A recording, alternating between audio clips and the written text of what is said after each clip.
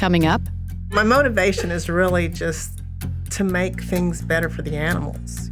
Jamie Suarez on being a voice for the voiceless and why she made it her life's work to better the lives of animals through community collaboration and education. Plus, Cherokee genealogist Ashley Thirsty Vann opens up the past, exploring family stories and histories, and shares with us the importance of knowing where we come from. It is a way to preserve my ancestors' history. And for many of our Cherokee ancestors, their final steps in the original homelands were onto Blythe Ferry. We learn about Blythe Ferry and the tragic significance it held to the Cherokees who crossed there during our forced removal to Indian Territory. They still had such a hard road and such an arduous journey ahead with even more loss. I think it's hard for any of us today to fathom. And Cherokee standout Gabe Simpson, an NCAA athlete, pre-med student, and role model from small-town Oklahoma, looking to bring his skills back to the Cherokee Nation. The Cherokees. A thriving American Indian tribe. Our history. Our culture. Our people. Our future. The principles of a historic nation. Sewn into the fabric of a modern world. Hundreds of thousands strong. Learning. Growing. Succeeding. And steadfast. In the past, we have persevered through struggle. But the future is ours to write. Osiyo. Osiyo. Osiyo. These are the voices of the Cherokee people.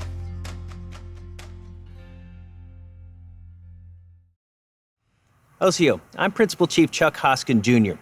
Welcome to Tahlequah, Oklahoma, capital city of the Cherokee Nation.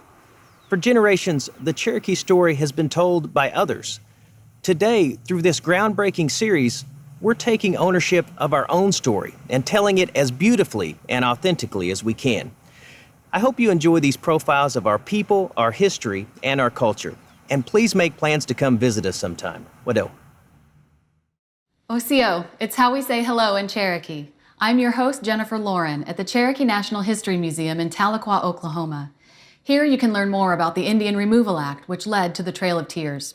We'll have more on that a little bit later in our Cherokee Almanac. But first, Cherokee Nation citizen Jamie Suarez has dedicated her life to being a voice for the voiceless. As president of the Oklahoma Alliance for Animals, Jamie works to transform communities into places where animals find love and respect.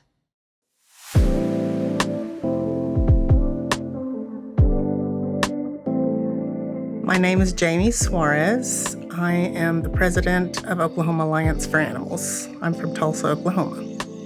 We started Oklahoma Alliance for Animals in 2004. Before that, I volunteered for a large organization here in Tulsa. When I got in there, me and my sister, we started volunteering. We started walking dogs, but all we could see was the same thing. They would get dogs. They would fix them. They would send them out the door. More dogs would come in. And I kept thinking, how are we going to stop this? And then that's when I decided it was time to do something. OAA is a statewide organization that started out with just two goals, which was to increase spay and neuters and to eliminate euthanasia. OAA really is a multifaceted organization. Our main focus is on education and educating people about, spay and neuter, not chaining your dogs, responsible pet ownership, animal cruelty. So we try to focus on that most of all. People do ask all the time, what does OAA do? Well, we do fill in a lot of gaps.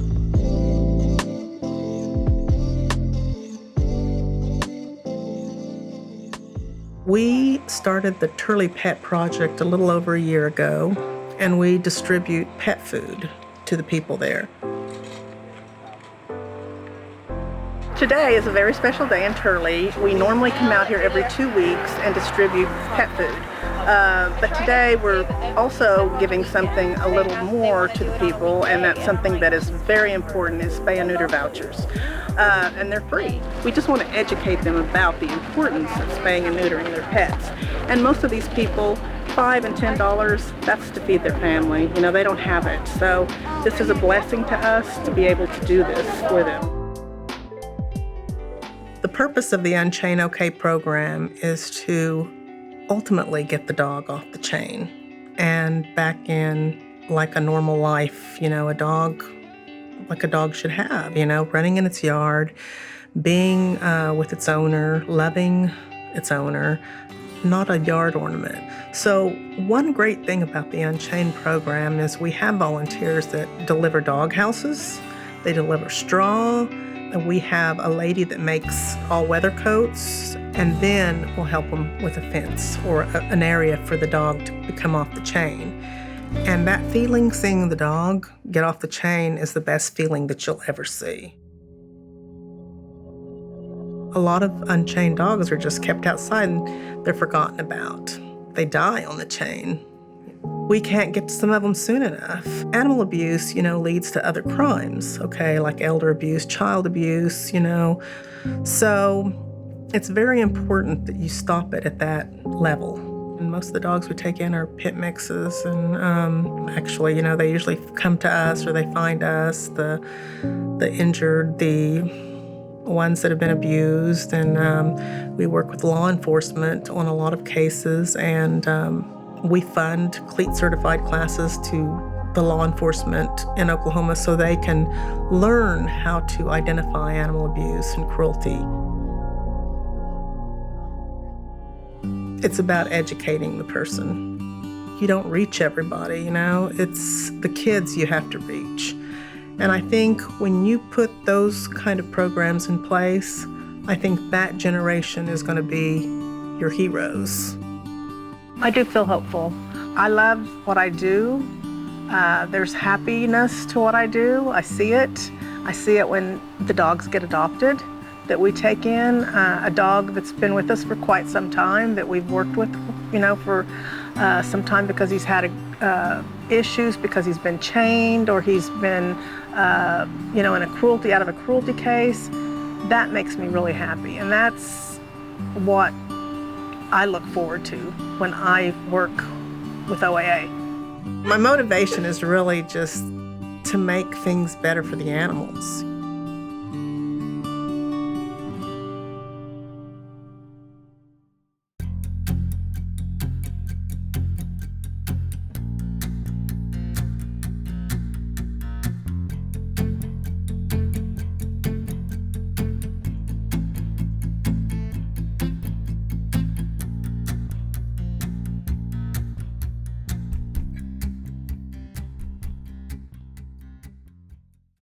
Understanding where we come from is important to Cherokee people. That's especially true for Cherokee genealogist Ashley Vann, who helps families connect to their past.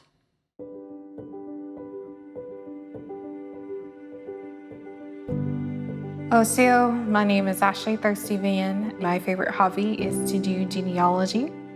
My Cherokee name is Usti, which means little in Cherokee.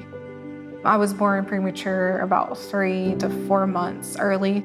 I came home and I was still so little. I didn't fit in a crib, I fit in a shoebox. I grew up in a small community called Rocky Mountain in Eder County, Oklahoma. What got me interested in genealogy is primarily both of my grandmothers. I spent a lot of summer months with them. And during those summer months, we have Memorial Day weekend. A lot of people go out to cemeteries to decorate. They would walk me out to the cemetery and show me who was who. This is where we began. This is your great-grandfather, your great-grandmother. These are their children, and so forth. The reasons why genealogy is so important to me is because it is a way to preserve my ancestors' history. But also I like to take the opportunity to teach others how to do their own genealogy. My name is John Michael Jason Brewer from Eufaula, Oklahoma. Hoping to find out if I have any Cherokee lineage. Just trying to figure out exactly, where I come from, who I am. A big part is trying to help my papa find out more of his dad because he didn't know his dad at all. The client that I have, his name is Jay Brewer. He was looking to see if his maternal grandmother had a Cherokee ancestor. So since I was very young, I have Indian relatives. Asked my papa all about it. He doesn't know much about his family. He never knew his dad. And so it's been a challenge trying to figure out on his side exactly where we come from and who we are. Primarily, when you begin genealogy research, you always begin with yourself. But if we're looking in to see if we have a Cherokee ancestor, I'm going to look at the residence of those ancestors. I'm going to look in 1900 because that was when the Dawes Act was enacted and processed here in the state of Oklahoma. At that particular time, your ancestor had to been established and living within the tribal jurisdiction and been recognized as a citizen. So let's go back in 1900. Your great-grandfather, Jackson, is listed here in Denton, Texas. So that line does not have any Native American records due to non-residency. I did see a couple of extended family members who had married into tribal citizens. They're part of your family, but there's no records pertaining to citizenship of any of the nations here in the state of Oklahoma. Out of the people who come up to me to do genealogy research, about 1 out of 100 come back with an actual Cherokee ancestor.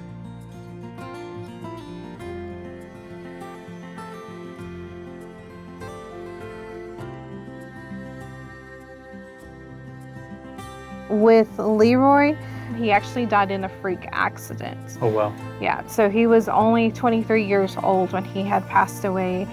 He died in Madill, Oklahoma. He was actually working with a heavy load truck and it flipped over with him inside of it. Him and another person were injured and didn't survive the injuries. It's exciting to learn because, like I said, no one knows anything about my papa's dad. And so that's going to be something that I'm going to be grateful to tell my papa, and I know my papa is going to be excited to be able to learn about. Thank you so very much for allowing me to do research on your family. Yeah, thank you. You're welcome.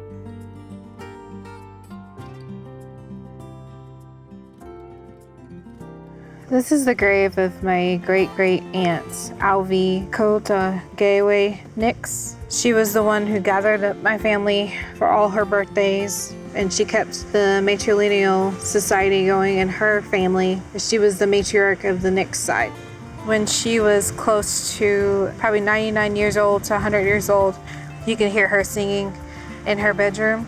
And my dad would talk to her in Cherokee and ask her how she was doing. And she always told him, my time is coming soon. So, you know, just keep up with the family and keep connection and y'all keep coming around.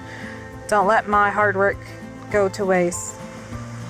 I think I'm helping with that process of keeping her legacy alive and also keeping the family ties together for the next generation. She left big shoes to fill, so hopefully our family will keep on with her traditions and stuff and just stay connected and stay with each other because it's all we got, it's our family.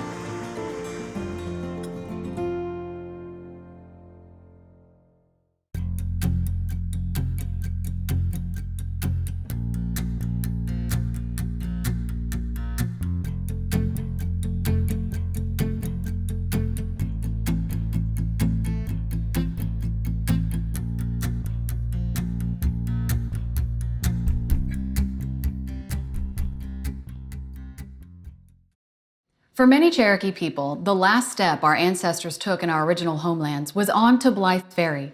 In this Cherokee Almanac, we learn the significance of this site and what it meant to never see home again.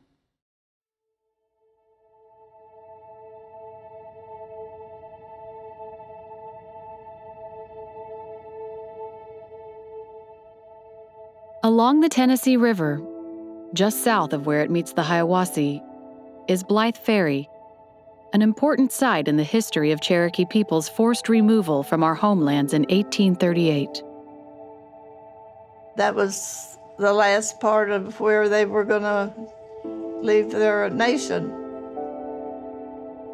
Blythe Ferry was established by a white man named William Blythe and his Cherokee wife, Nancy Fields. They were married in 1809, and shortly after that, they established the ferry, and later became quite a large plantation. Blythe Ferry later became a major extraction point along the northern route during Cherokee removal. There were actually 4 routes that were used for removal. 2 of those were mostly land routes, but they had to use ferries in order to cross certain large waterways. At one point, there were 4 boats in operation at Blythe Ferry, loaded with people, wagons, livestock, and other supplies. The ferry's owners were paid for the ferry's usage in removing Cherokee detachments across the river. Principal Chief John Ross negotiated an agreement for Cherokee leaders to supervise removal efforts. 9 of the 12 detachments under the supervision of Chief John Ross crossed at Blythe Ferry. On October 16, 1838, Dr. John Powell of the Bushyhead Detachment complained that the ferry operators had been intentionally slowing down their progress in an effort to coerce more money out of the removal efforts. There were a total of 490 wagons and 3,868 horses that passed through this site. One of the descriptions is that at night they were camped 4 miles back to accommodate 60 or 70 wagons. In a letter to Chief John Ross, detachment leader George Hicks laid bare his thoughts on the evening before he crossed. We are now about to take our final leave and kind farewell to our native land, the country that the Great Spirit gave our father. We are on the eve of leaving that country that gave us birth.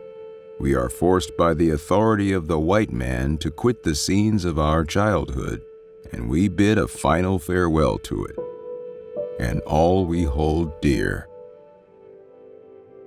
I can imagine looking back how sad they would have been that they lived here for so long and to have to leave their home. It was our elders and it was our babies who died in the stockades and on the trail. So they had already experienced all of that. And they knew that they were leaving behind their ceremonial sites. They were leaving aside these home places where they had spent their entire lives, the rhododendrons in the mountains themselves, the caves. And so as they sat and waited for that ferry to take them away from their homeland forever, I can only imagine it was overwhelming sadness.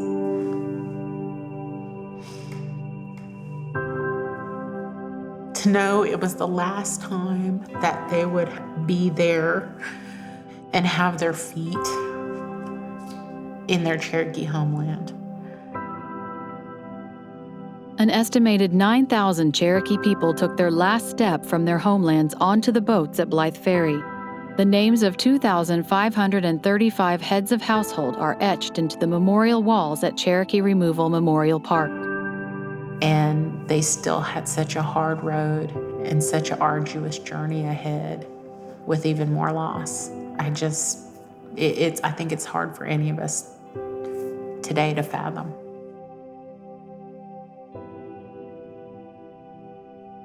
The last detachment of Cherokees crossed Blythe Ferry on November 12, 1838.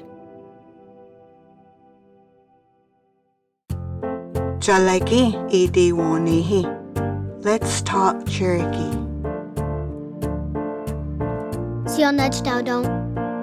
I am cutting. I am cutting.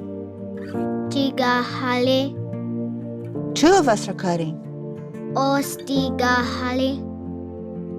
us are cutting. A group of us are cutting. A group of us are cutting.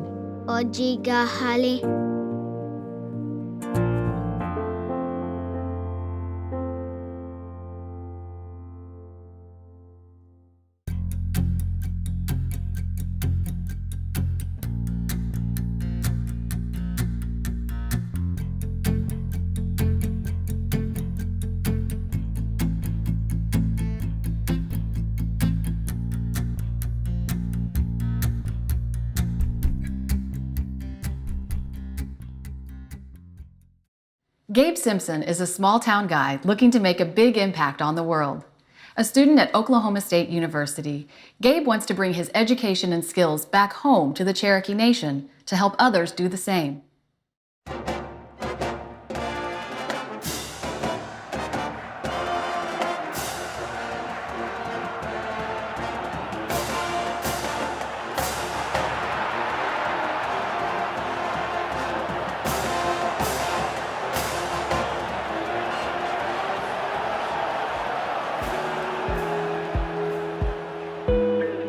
When I walk on this field of dreams, I am not alone. When I work toward my personal goals, I honor those who came before me.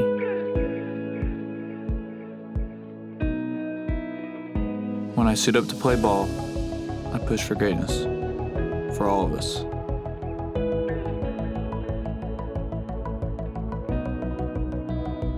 And when I succeed, we all succeed. I am a Gates Scholar. I am a footballer. I'm a hooper too, y'all. I am Gabe Simpson. I am Cherokee. I am Wolf Clan.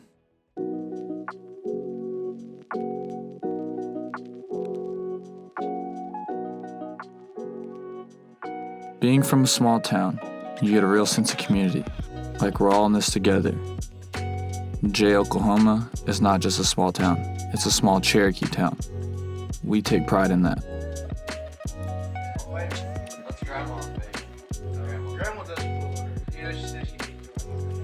My family's all here, or at least in the area.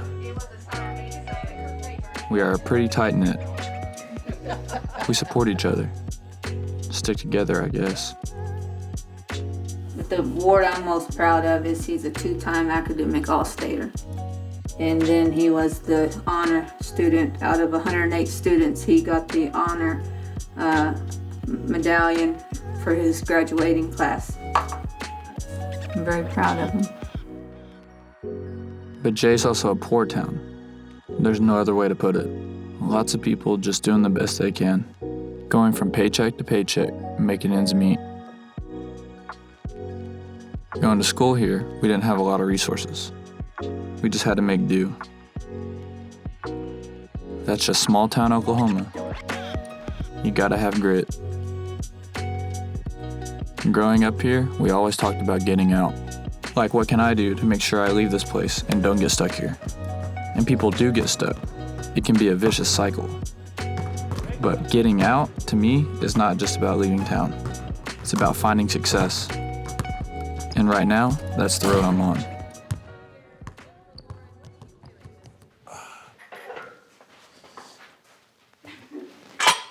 Now, the other day when we were working out, he's just laying down. Who? No. Laying down? 15. Ryan did this one time. 19. I was 21. You didn't get your chin blow. Nope. That's probably pretty easy. Yeah, it's easy. Hold it. I don't want to fall.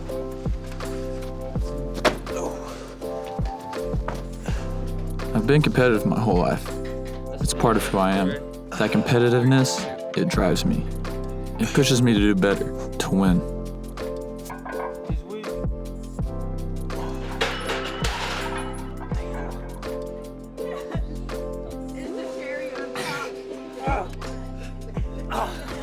From the small everyday moments in life, Oh, no! I got it. just hanging out with my family or friends, we compete. And even in my education, I don't like it when someone beats me on a test, and I want to be a doctor. Getting ready for med school isn't easy, but neither is playing 2 sports in the NCAA. But if you're driven, you can accomplish your goals and you can win. If I'm not winning or getting an A, I know I need to work harder. My grandpa taught me that. It may sound cliche, but failure isn't an option. It's not in my DNA. After all, I am Wolf Clan. I come from Cherokee warriors, war chiefs in times of war. Those who couldn't afford to lose, or they'd lose everything. Rebecca Nugent, the last survivor of the Trail of Tears, that's my clan. I am the answer to their prayers. I go to war every day. My war is different, but it's still a war. I am still fighting for our people. We are still here, and we are winning. We are thriving. From one generation to the next, we are building ourselves up. They say it takes a village. Well, our village is strong. We are survivors. We are fighters. We are allies, and we are leaders. Through our youth, we will succeed. Standing on the shoulders of our ancestors, we will achieve. We will find that success. And when we do, we will bring it home. Home to the Cherokee Nation. Hoa, we hope you enjoyed our show. And remember, you can always watch entire episodes and share your favorite stories online at Osio.tv. There is no Cherokee word for goodbye because we know we'll see you again. We say, Dodadago ha'i. Wado.